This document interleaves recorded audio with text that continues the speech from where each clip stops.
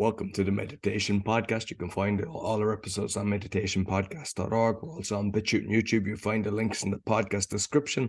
I'm also a podcasting coach because I've got 4 other podcasts: Speaking, Learn Polish, Crypto, and Awakening, Exposing Fraud and Corruption, but with solutions. You'll find everything on bio.link/podcaster. Today, my guest, author, speaker, serial entrepreneur, and yoga teacher. Please welcome Troy Hadeed. Did I pronounce it properly? Yeah, perfect. Thanks for having me, Roy. It's a pleasure, and I'm glad to be here. No problem. So you might let the listeners know, who's Troy? Yeah, who's Troy? Well, I was born in Trinidad, and I've lived here my whole life. I've done quite a bit of traveling, and I still live, right now I live on Trinidad's north coast, but I've been teaching yoga for over 15 years. I just finished writing a book, and I've constantly, I think the words I can find is from a really young age trying to excavate the human experience, trying to discover and find God in all of it. And I do many things, and I would never lock myself into a box and say this is who Troy is or this is who Troy is not.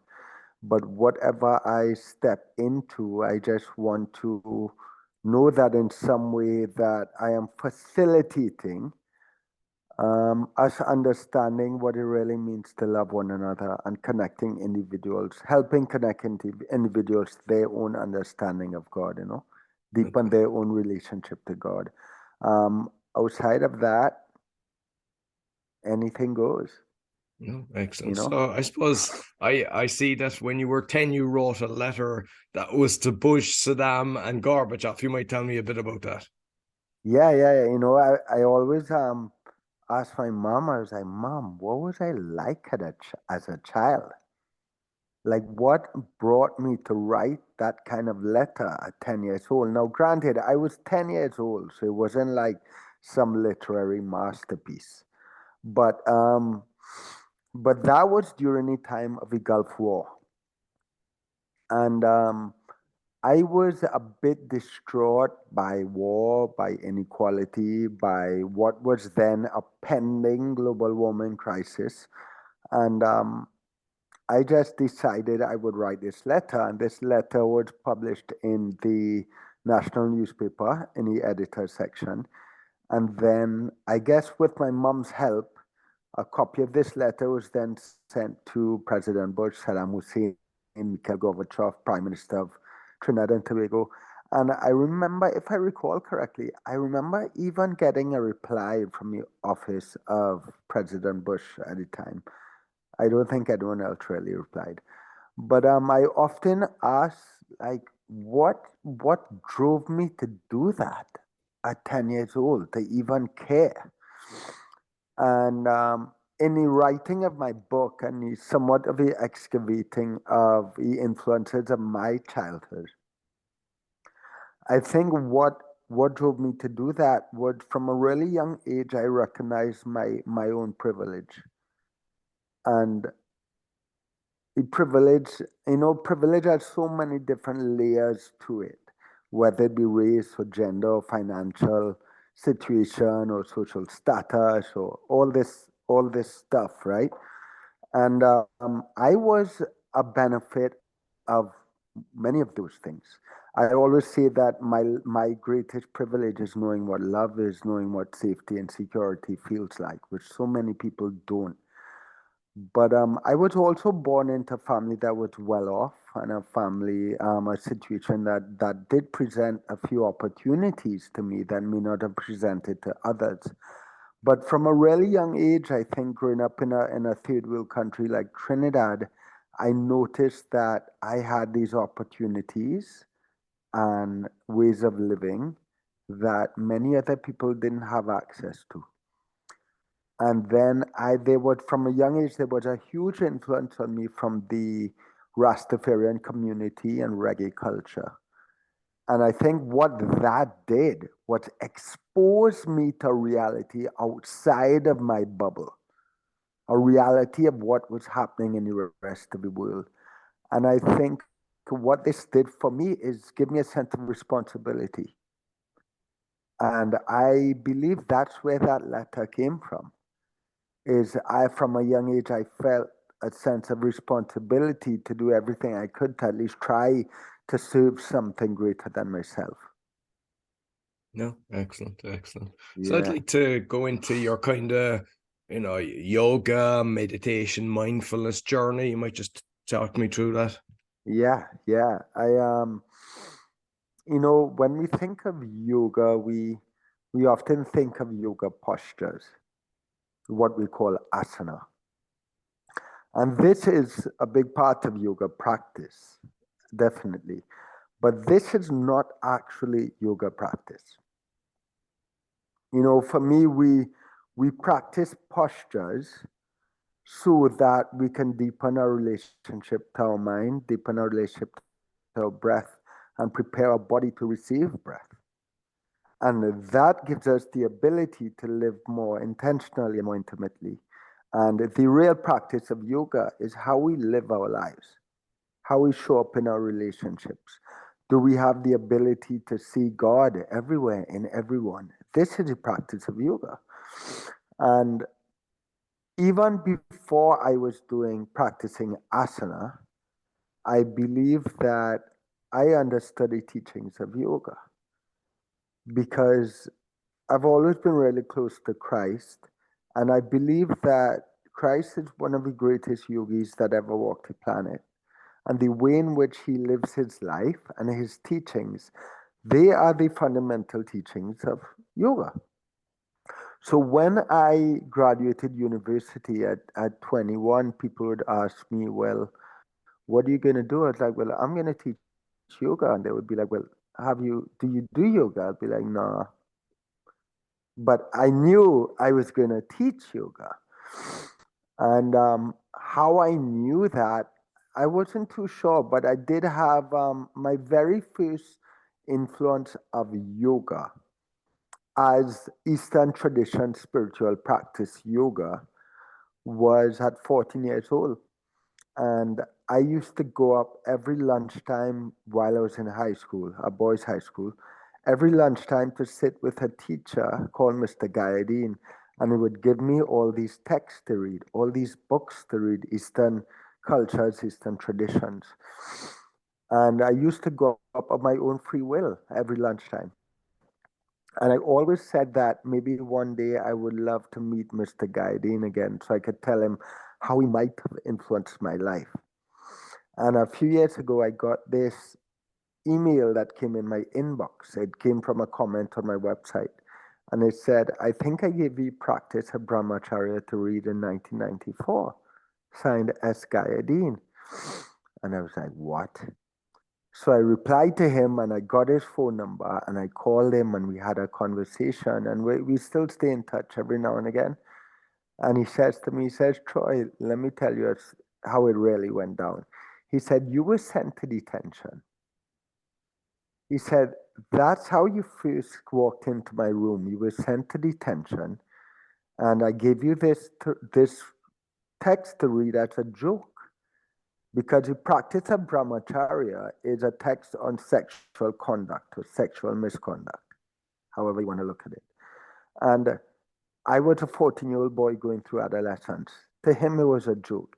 He said, I don't even do yoga. I'm not even of a Hindu lineage. Like, it was a complete joke to me to give you this text. And you read this text, you gobble it up, and you kept coming back every day for more and more and more and more. And funny enough, he says how he found me. He says, Troy, you've been talking about me for the last 20 years as possibly influencing your life. He said, what's funny is that I've been talking about you for the last 25 years. As this 14-year-old kid who impressed me with his willingness and desire to show up and read these texts and these manuscripts. He said, look at that. We've been talking about one another for over 20 years without even a word. We've been talking about how we influence one another's life without even a word for the last 20 years. And he said how he found me was that he was talking to, teachers in Canada. And he was talking to his class about me as a child. And they Googled my name. And they said, "Do you know he's an international yoga teacher?" And he was like, "What?" So that's how we found each other again. But I think that was my very first influence of yoga as we know it in the world today.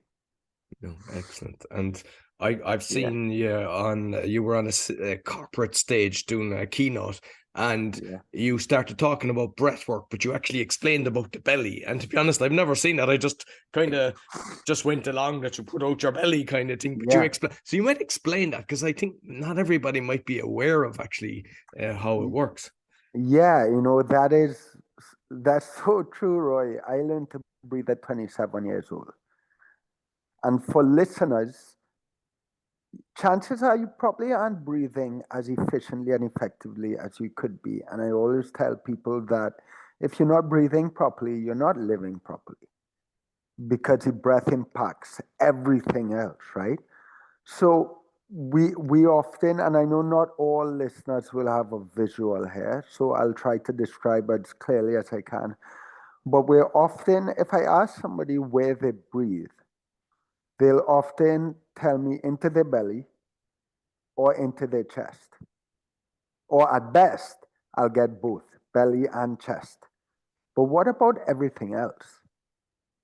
What about the rib cage? What about the back? There's so much avenues to how we expand to receive breath.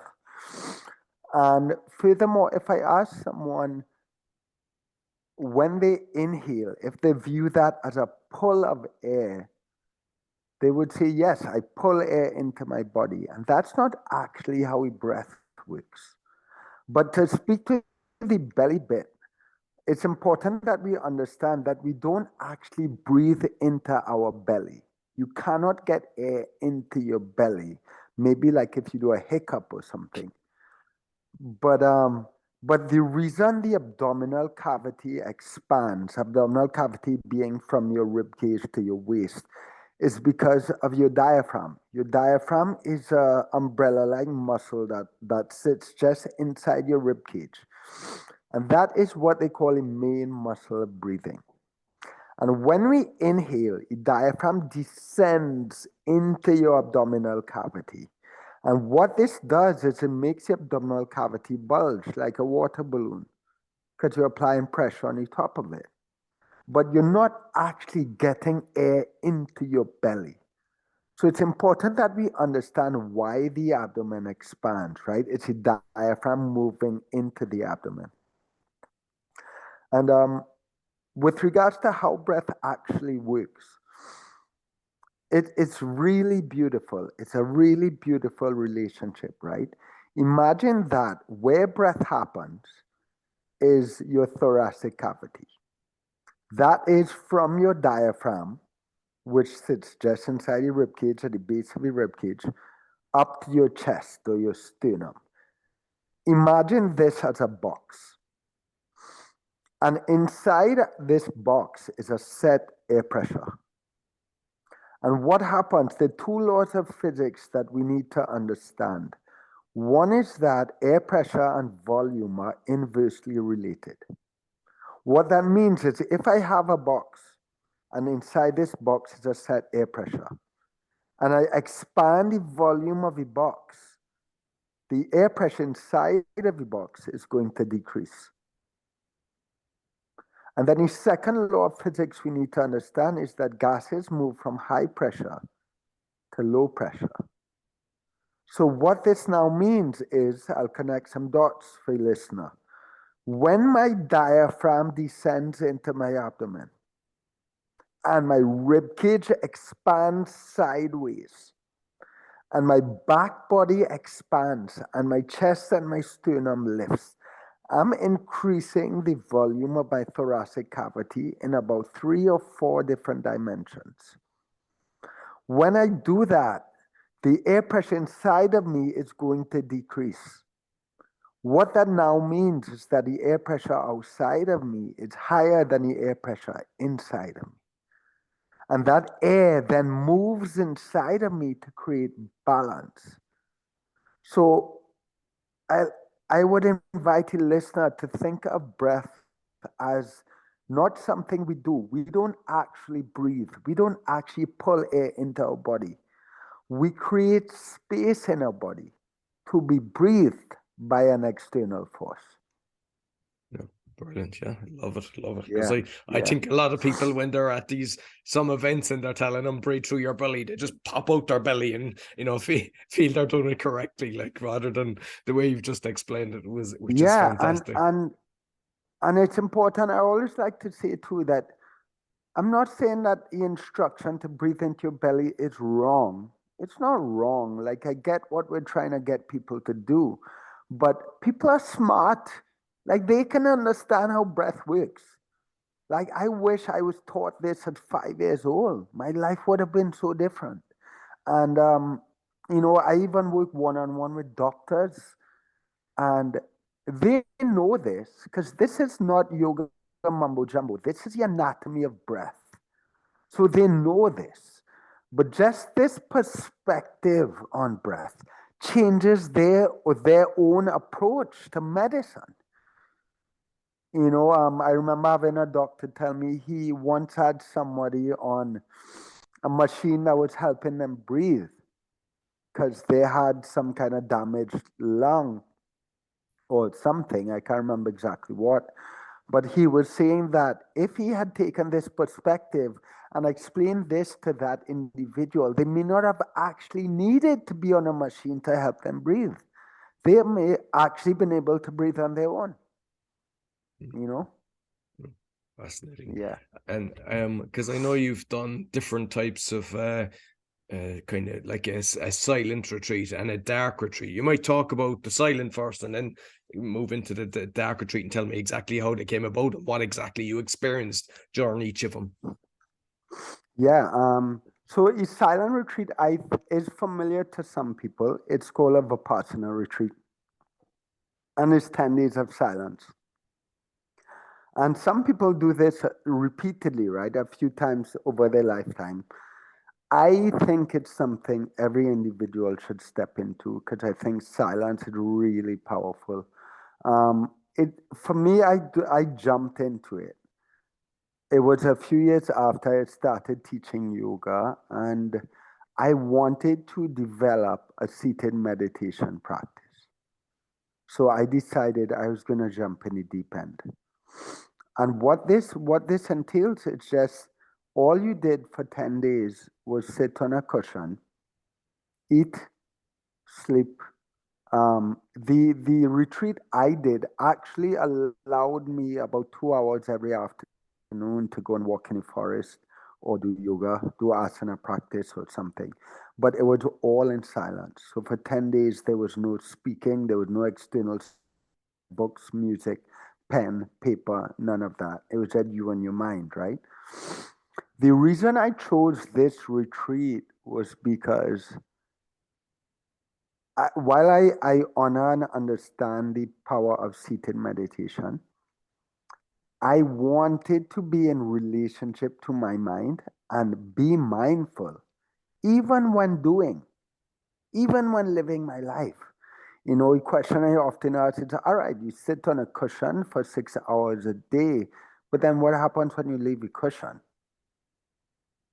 So for me, it's so important that we take this practice off our mat. And that's why I chose this particular retreat because it allowed me space to walk in nature or do asana practice while in silence, right? While in this reflective state.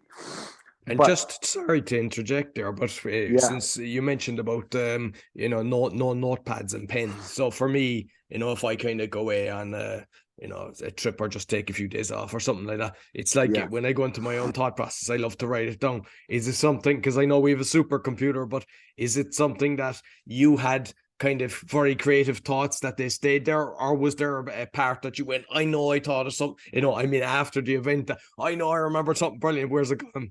What's the Um, I can't say I had anything like that, like I which I remembered.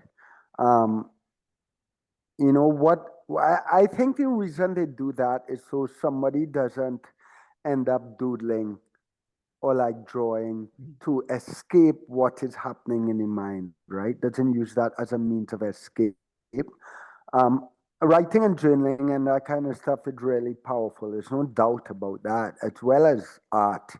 But I think for the purpose of a retreat like this, it's just important that in as much as possible, it's you and your mind. And you be with it in that moment. And you just trust that if something is meant to stay with you, it will stay with you, you know? And the first 5 days of that retreat for me was agonizing. It was very difficult. It was extremely uncomfortable. And all I wanted to do was get up and leave. And what my mind sounded like during that retreat was my mind would find anything that could possibly go wrong. It would think about my business going bankrupt. It would think about my girlfriend cheating on me. It would think about my grandmother dying. It would think about a war that would happen and I wouldn't be able to get back home. It would think about all my friends having a great time in their 20s, surfing, partying, hanging out while I was sitting on a cushion. It would think about every possible thing that could cause me any little bit of suffering. And what you learn about the mind is that whatever a mind gravitates to, if you don't call BS on it and understand where it's coming from, it becomes your reality. It creates a very real experience in your body. And that's what happened for me for the first 5 days. And then about halfway through, there was a guide and he speaks to you. And he said something that brought me to look at all of these thoughts and realize that they were all coming from a place of fear. What was I afraid of? Why was I allowing fear to govern my entire experience? And the second I began to understand where all these thoughts were coming from, they no longer had that same power over me. Sure, they came back, but when they came back, I understood them. I heard them. I saw them. So they no longer had that power. I was no longer a puppet to my mind. I now had a relationship to my mind. And when they did come back, they wouldn't shout and scream. They would be more like a whisper. And I'd be like, nah, that's actually not true. And I'll know where it comes from and push it aside. The next 5 days of that experience were really as harmonious as sitting on a cushion could possibly be. And I think that's where I first understood the power of the mind and began a relationship with my mind. And that was my first experience of silence. And I left that saying that I'm not sure if I ever needed to do it again, but I would recommend it to everyone. And let's say about 12 years later, 2022, I decide that I'm going to do it again. And but this time, I'm going to do it in darkness. So not only in darkness, but it was solitary darkness. So whereas the first experience, I was in a group of people, in this experience, it was me in a room in a complete absence of light, a room that was professionally removed of light. And people always ask, well, why? Why would you do that? And one thing that there are a few reasons about why I went into that experience. And one or two of them I now understand were actually ego driven. And I went into that room because I recognized that everything we know ourselves to be as human beings is in relation to something externally. I am Troy because I can see Roy. I have an opinion because I know somebody that has a different opinion.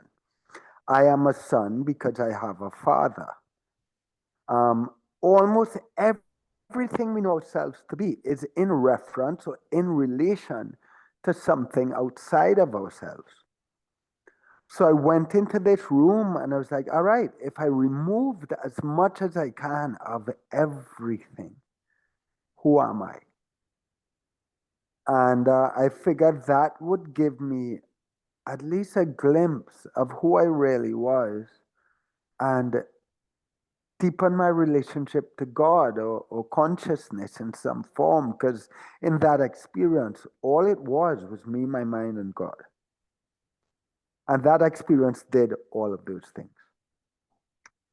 But another one of the reasons I think subtly that drove me into that experience was, from people who hear of this, you often hear of them entering psychedelic visionary states after prolonged periods of darkness. And I am a sober individual who has never experienced externally induced psychedelic states.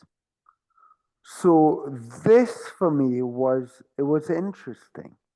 It was like, all right, if I can enter those kind of states without the use of external substances, that was inviting to me. And I walked out of that room on day 3. And my intention was to stay 10 days. But I left that room, Roy, without any sense of defeat or shortcoming or regret at all. People often ask, well, if X, Y, and Z was different, do you think he would have stayed 10 days? And now I understand it's not about 10 days. It has nothing to do with staying 10 days. And so much that those 3 days were probably the most profound experience of my life. And so much landed and arrived for me in those 3 days. But with regards to discomfort I felt, that made 10 days of silence look like an all-inclusive vacation. And in those 3 days, I feel like I met death. I feel like I met psychosis. I feel like I met the fear of never being able to see again, the fear of never getting out of that room. And there were points, in that room, it's just you and your mind. So whatever your mind chooses to believe is happening, you get sucked into that for a moment. And there was a point where I actually did not think I would ever get out of that room. But what I would tell you, Roy, that I think is really important that landed for me in that room was that there's this thing sometimes we call a spiritual ego. And what we like to do, sometimes unconsciously, is we put so much weight on these practices, whether it be the practice of yoga, the practice of meditation, the practice of sitting in silence, sitting in darkness, doing psychedelics, or whatever, going to church, whatever our practice is. We put so much weight on them. And it's important to recognize that I'm going to choose my words really carefully, all of these practices are meaningless. They are useful, but they are meaningless. So what I'm trying to say is that these practices don't mean that we are any more evolved spiritually or that we have climbed any ladder towards spiritual realization. There is no ladder to spiritual realization. Sometimes we paint the spiritual journey as some kind of ladder that we have to climb, and it's like a race so that we can get there first. And that's not actually the case. So before I move on and go on to a different tangent, so understand that I'm saying that these practices are useful, very useful, because it helps us get our head out our ass. It helps us overcome and dissolve this sense of identity, an obsession with ego, an obsession with I, me. But the only practice that really matters is the practice of embodying love and the practice of seeing God in all of creation. Those two things I practice. And they're so intertwined. Outside of that, all these other practices are so meaningless. And that really arrived for me in that room. And funny enough, what I realized was that what was keeping me in that room, even throughout what felt like absolute torture and death, what was keeping me in that room was the very thing I went in there to escape. It was, what would people think? What would people say if I didn't stay 10 days? I had a whole community that knew I was in there. It was on social media. So it was like, what would people say? What would people think? And then I realized, wow, that is my ego. I've come in here to shed that, to move away from that. And that is still holding me in this experience, as if this experience in some way defines my spiritual consciousness or my evolution. And I don't know if you've ever heard of an Indian saint. His name is Neem Karoli Baba. Some people used to call him Maharaji. He was Ram Das's guru and Krishna Das's guru, Steve Jobs' guru. And I'm not big on gurus at all, Roy. But this man, I read of him and his teachings, and I could put my finger and I could say he was dialed in. He got it. He understood. And one of the things I love about him is that all these Westerners would come to him and they would ask him for these practices to do. They wanted postures, they wanted meditation, they wanted it breathwork, all these things to do. And he wouldn't give them anything to do. They would ask him, well, what do you want us to do? How do we realize God? He would say, love people, serve people, tell the truth. They would say, how do we find God? He'll say, like, meditate like Christ. And then they'll say, well, how did Christ meditate? He'll say, Christ got lost in love. He lost himself in love. That was all he gave them. That was the practice he gave them. And I feel that we've lost that somewhat. And we've attached ourselves to all of these practices as if this is the path. And they may be tools to the path. But it's important to remember they themselves are not the path. Yeah, brilliant. Yeah, love it. And Yeah. just a few things on the actual dark retreat or meditation, what you call it. Like, Yeah. one, how did you keep track of what day it was? Was it food given to you, and was there light shown when food was given? And the other is toilet facilities, because if everything is pitch black, you just take a waz in the corner or something. Yeah, well, when you go into a room at first, it's light, so you kind of memorize the room. And there's a toilet, and there's a sink, and there's a shower, there's a bed, there's a couch. There's a light-proof window, and you brought food twice a day through that window. So there's no light at all that comes into the room. And from my understanding, you're not really supposed to be able to keep track of night and day. So you're not really supposed to be able to keep track of time. Now, I often say, I have full love, respect, and appreciation for the experience I experienced, because I think I was specifically placed in that experience for a reason. I think I needed to be broken, and I think I was broken. But the retreat center I was in was actually closed. And I was pretty much the only person there, and it was under construction. So there was a lot of, during the day, there was noise and workmen and jackhammers and bonging and banging. So in a lot of ways, I'm not sure if that experience was what it was supposed to be as a solitary dark retreat, but I believe that I got exactly what I was meant to get. No, excellent. No? And because I went to a retreat in Costa Rica, and basically, because the fruit and everything there is a million times better than anything we get in Poland.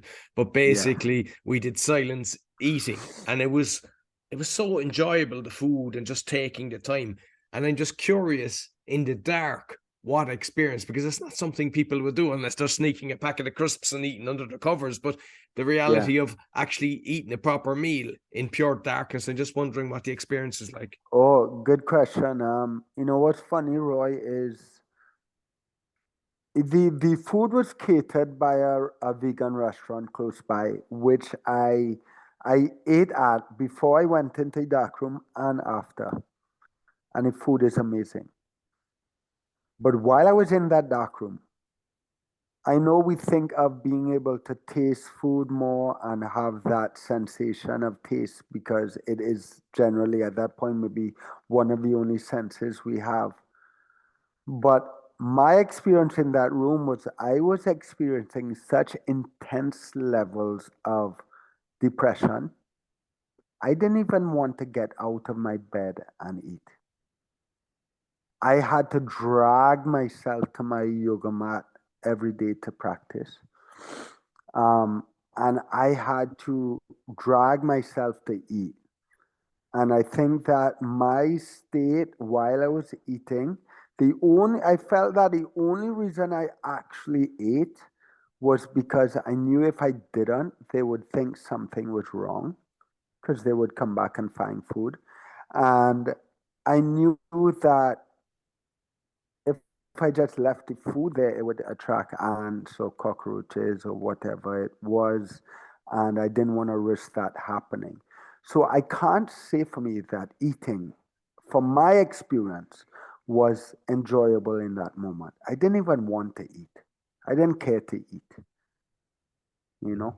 Yeah, no, very Yeah, interesting. yeah. So I know that you've written a book, Popcorn in My Pocket. So you might let me know what exactly it's about. Yeah, yeah, I would love to. You know what's funny is I'm working on it's not out yet, it's coming out this year. And I'm working on the final draft with the editor. And she actually wants to change the name of the book. I'm like, huh? So name of the book may change, but regardless, the name itself does carry a lot of weight. It does say a little bit about what a book is.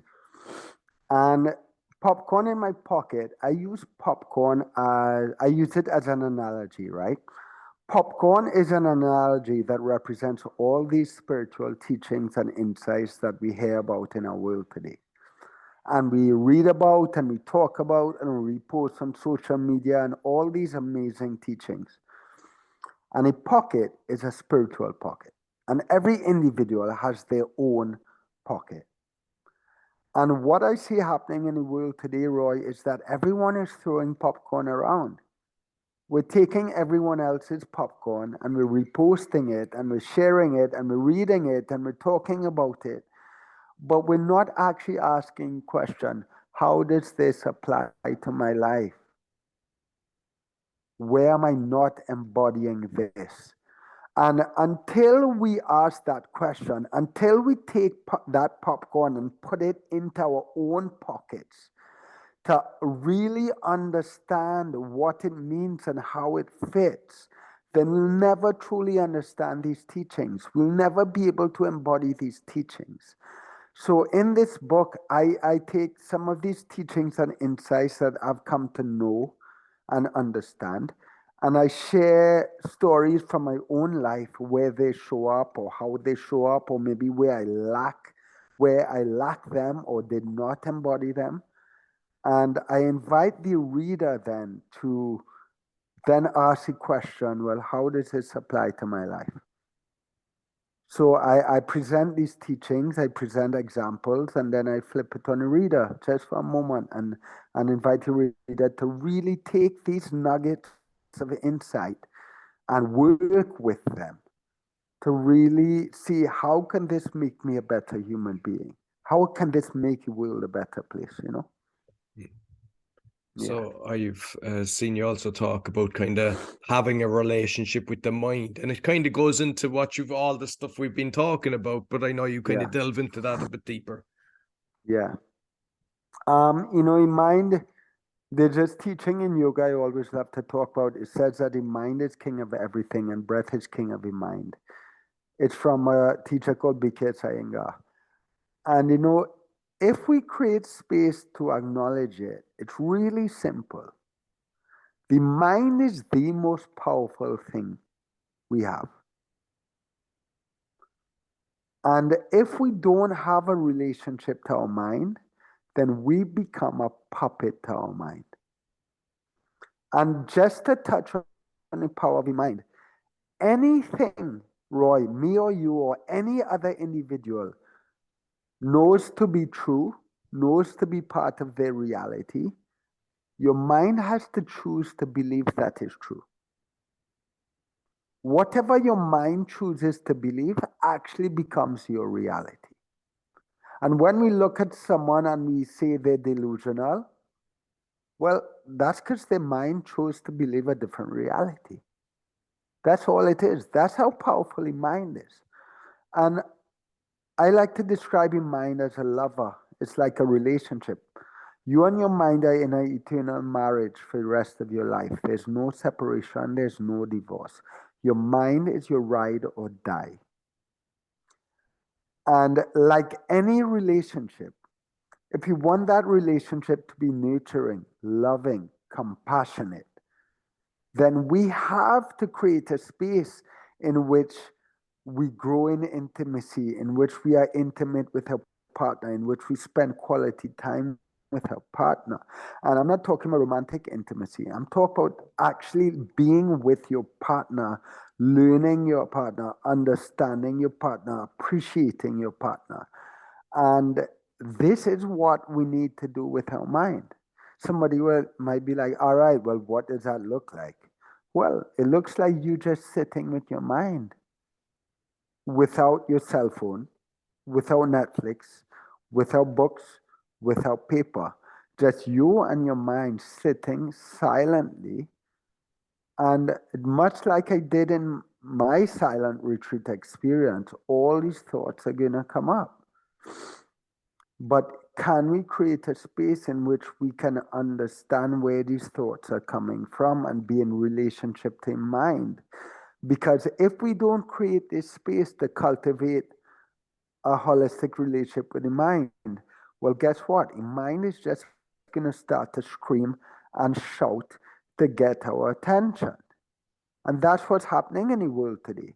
We're overcome by anxiety, we're overcome by depression, we're overstressed.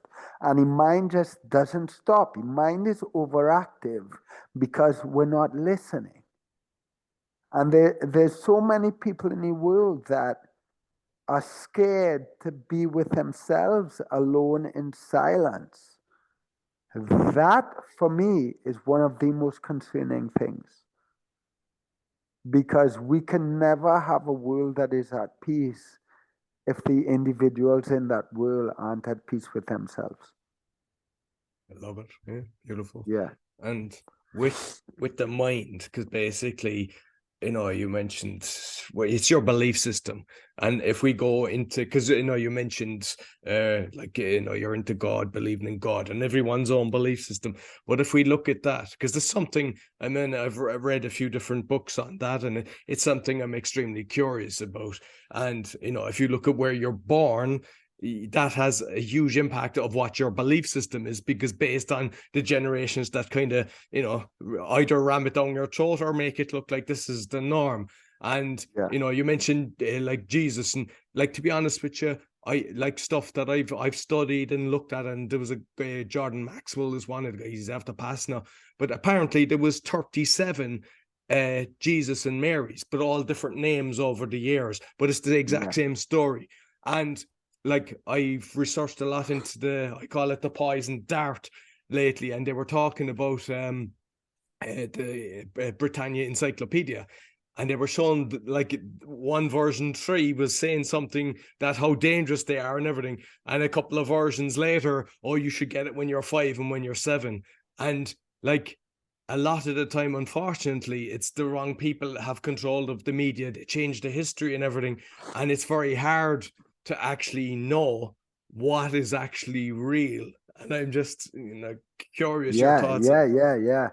You know,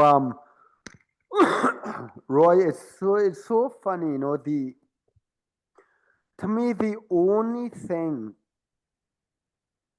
you can ever know, like ever really know, is what you experience yourself.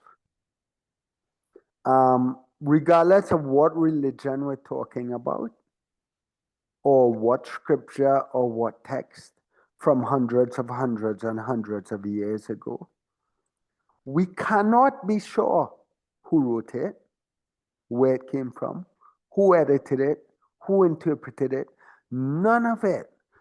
And, you know, it's so funny because I could tell you a story now, Roy, and you could go and tell it in an hour and it'll be a different story. Not simply out of human interpretation, not out of malice or wrongdoing or anything. Absolutely. And just on that, I remember being in school and the teacher telling a story, a small little thing to one guy in the class, and there was 30 or 40 of us in the class, and he passed. And at the end of it, and it was basically me telling you telling the guy next to you, it was a totally different story. Yeah. So I believe that every individual has a direct connection to God. And you can call God whatever you choose to call God. I use the word God, and I think it's important, at least for me, to use the word God, because I think that there has a lot of misalignment has been done in the name of God historically. And when I hear somebody say, I'm an atheist, I don't believe in God, I understand, I get it. I understand why someone may not want to believe in God. But I have come to know, not even believe, know that there's some form of divine energy or agency or intelligence that has weaved this all together. This is no accident. And I don't think, you know, very often I find that we put egotistical qualities on God or even like on Jesus. I don't think whether someone believes Jesus was this or that or Jesus really existed or not. I don't care. I don't think Jesus would actually care. I don't think God actually cares whether you hold Jesus up or hold a specific vision of God up and praise that God. I believe that what that consciousness cares about is that we live in a certain way,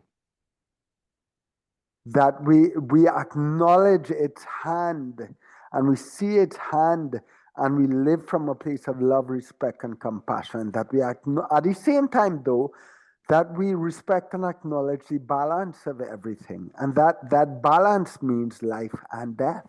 It means good and bad. It means that or good and what appears as bad. I don't like the word bad, but what appears as bad. And I think that for anyone to truly know this divine agency or consciousness, they have to cultivate their own unique relationship to it. And I think that's where I would put that. And funny enough, you know, when I started working with breath and diving into breath, I discovered that the word Holy Spirit, actually, the word spirit comes from the Latin word spiritus, and it means to breathe. And I have come to understand that the breath is every individual's direct connection to divinity.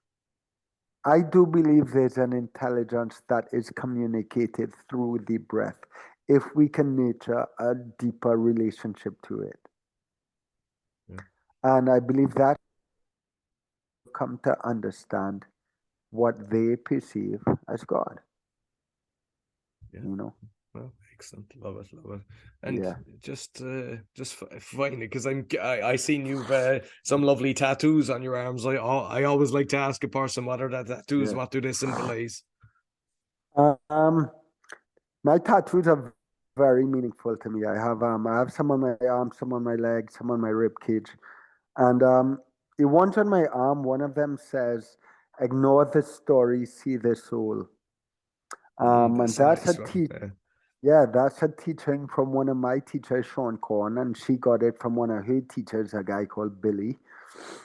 And it's pretty much that's a reminder that when we see one another and we see someone's actions or beliefs or mistakes or shortcomings, all of that is just his story. That's all just someone's conditioning. And everyone has different conditioning. And if we can see beyond that, we see someone on a soul level. And when we see someone on a soul level, we see a child of God. And when we see each other like that, I always say forgiveness is not an option. It becomes inevitable. It almost becomes mandatory. Like there's no option about to forgive if we can see past someone's story, you know? Yeah. Um, this one actually is Sanskrit and it means mindfulness. And I got that shortly after my silent retreat, just as a constant reminder for me to try to be mindful in how I live my life and not do really stupid things, you know? And the most recent one I have on my arm is a quote from, it's unknown, I haven't found the author yet, but it's a quote that I wish I discovered many, many years ago. But it says, I have not come to teach, I have come to love, and love will teach. And I think very often we try to teach everybody. And in that teaching, it almost becomes judgmental. And we fail to understand someone else's conditioning and someone else's experiences and where they come from and why they might hold certain perspectives. But sometimes people don't need to be taught. People just need to be loved and accepted. And if we love people, now love can look differently, right? That's important. Love isn't always flowers and rainbows and bunnies and rabbits. Love can be fierce and courageous. Love can be saying no. Love can be walking away. Love can be holding a mirror up to somebody and showing them the last thing they want to see. So it's important that we understand that love can come in so many different forms. But love is still love. And sometimes people need to be loved and accepted and supported and nurtured. And that love will teach them and show them everything that they need to see. Brilliant, brilliant. Yeah. Listen, Troy, thoroughly enjoyed the conversation. So you might let people know where they can find you.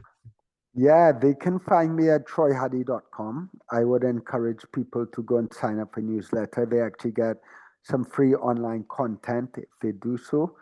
And my Instagram profile is probably where I'm most active. They can follow me on Instagram, and I'd encourage them to share and repost and comment.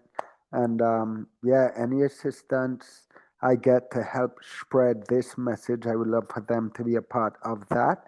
And I also work with people one on one as well. And for anyone that does want to work one on one, if they simply reach out to me and use your name, Roy, they'll get a little discount. I'll give them 15% off. Okay, lovely. Yeah, Yeah, brilliant. yeah, Yeah, so I'll make sure I'll put the link both in the audio and the video. And also, once your book is released, whether it's the popcorn or a different name, you just yeah, send me the link and I'll update the show notes so because people constantly listen all the time. So I'll make sure yeah. I'll include that as well. So thank you very much, Troy. Beautiful. Thanks for having me, Roy. It's been a pleasure. No problem. That's So that's all for the meditation podcast. You'll find all our episodes on meditationpodcast.org. As mentioned, we're on BitChute and YouTube. And my coaching, along with my other 4 podcasts, can be found on bio.link/podcast podcaster. Be sure to give us a thumbs up, 5-star rating, really helps. Share with your friends. Until next week, take care.